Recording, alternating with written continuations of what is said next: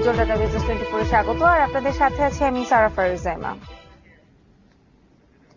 উৎসব ঘিরে আকার বাড়ছে দেশের অর্থনীতি। বিশ্বব্যাংকের হিসেবে সদ্য শেষ হওয়া ঈদের বাজার ছিল 70,000 কোটি টাকার উপরে। এই আয়োজনে ব্যবসা বাণিজ্যে চাঙ্গা ভাবের পাশাপাশি বাড়ে ব্যাংকিং লেনদেন। এছাড়াও জমা হয় প্রবাসীদের পাঠানো বড় অঙ্কের রেমিটেন্স।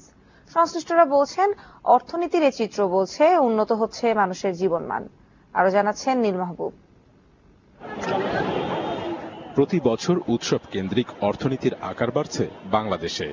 সদ্য বিদায়ী ঈদের বাজার ছিল 70,000 কোটি টাকার উপরে। এর কারণ মানুষের মাথাপিছু আয় বৃদ্ধি ও জীবনযাত্রার মান উন্নয়ন, এমন তথ্য বিশ্বব্যাংকের। অর্থনীতিবিদরা বলছেন, উৎসব এলেই উৎপাদন, সেবা ও বাণিজ্য খাতে ব্যাপক হারে গতি আসে। উৎপাদনকারীরা বাড়তি চাহিদার লক্ষ্যমাত্রা নিয়ে উৎপাদন বাড়ায়, আর বাজারের চাহিদা মাথায় রেখে ব্যবসা প্রতিষ্ঠানে পণ্যের মজুত পর্যাপ্ত পরিমাণে বৃদ্ধি করেন ব্যবসায়ীরা। এরপর পণ্য কেনেন ভোক্তারা। এভাবেই উৎসব ঘিরে চাঙ্গা হয়ে ওঠে দেশের অর্থনীতি।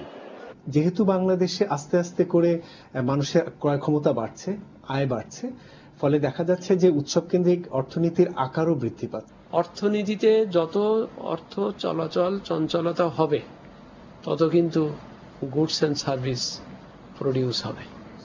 উৎসবে বেশিরভাগ বস্ত্র ও পোশাক খাত দখল করে রাখলেও ক্রয় সক্ষমতার কারণে পাল্টাচ্ছে চিত্র।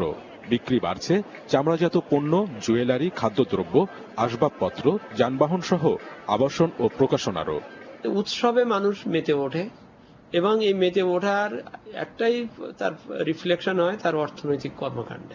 যে জিনিসটি এখানে গুরুত্বপূর্ণ সেটা হচ্ছে যে উৎসব কেন্দ্রিক এই অর্থনীতির কতটুকু আসলে অভ্যন্তরীণ অর্থনীতিতে মূল্য সংযোজন করছে। বাংলাদেশ ব্যাংকের হিসেবে ঈদুল ফিতর উপলক্ষে এবার অনেক বেশি রেমিটেন্স পাঠিয়েছেন প্রবাসীরা। আর প্রবাসী আয়ের প্রবাহ বেড়ে যাওয়ায় চাঙ্গা হয়ে উঠছে গ্রামীণ অর্থনীতিও। তবে কিছু নেতিবাচক দিকও রয়েছে। বড় সব উৎসব ঘিরে বাজারে বেড়ে যায় জাল নোটের ছড়াছড়ি। এজন্য সংশ্লিষ্ট কর্তৃপক্ষের নজরদারি বৃদ্ধির পরামর্শ অর্থনীতিবিদদের। উৎসবকে ঘিরেই কিন্তু অর্থনীতি আবর্তিত হয়।